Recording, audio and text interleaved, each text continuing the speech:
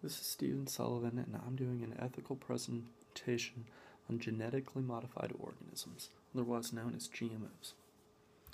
So back in the 1990s is when GMOs became pretty pervasive in the food in America.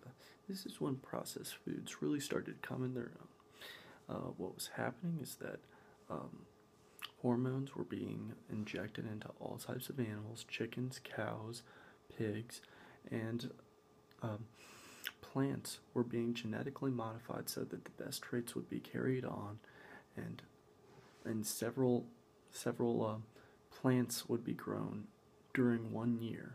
During stages of plant would be grown during a single year.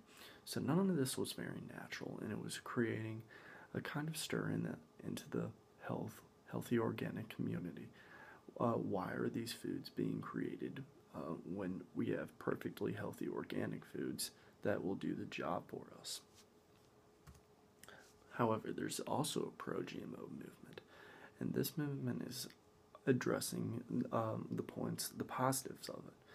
It is saying that farmers are able to create genetically modified organisms that can fight off pests, that farmers in Africa are able to use less water to gain more plant. So essentially, these they're good and there's bad to the products. 88% of scientists believe, from the American Association for Advancement of Science, believe that GMOs are safe. The Federal the Food and Drug Administration believe that it's safe, and the World Health Organization also believe that it's safe. So there are two sides of this argument, honestly. However, the trend in America has been towards a healthier lifestyle. Many people are trying to eat healthier and trying to really examine what they're eating. The move has been towards organic products, which is essentially what Safeway and Whole Foods have been offering, and that's why they've been up-and-coming supermarkets, and that's why they've been thriving. So what are marketers faced with? What do they have to address in order to sell genetically modified organisms? What do they have to tell the market in order to get their products sold? Well, what's being asked is, what are GMOs doing to our food supply? Are they dangerous? And should they be labeled? And so, in response to this, what GMOs need to do is create a transparency campaign. The point of a transparency campaign is to address all the questions that consumers might have about a product. For example, what is going into the product? What type of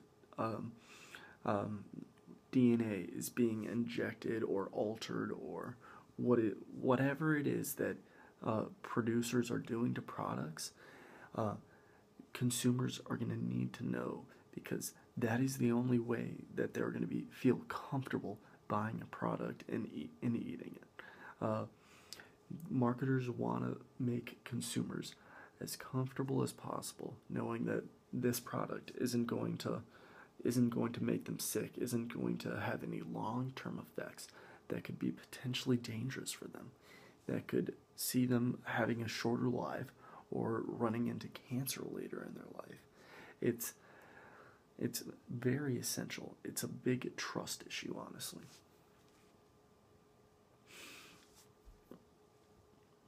What they can also address is the fact that regulating agencies such as the Food and Drug Administration has declared that GMOs are safe and that it's all right for them to be eaten.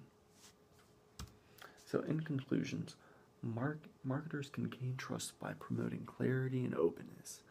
It is their responsibility to know everything about these foods that they're selling, and it is their responsibility to communicate that in a clear and objective way to the consumer.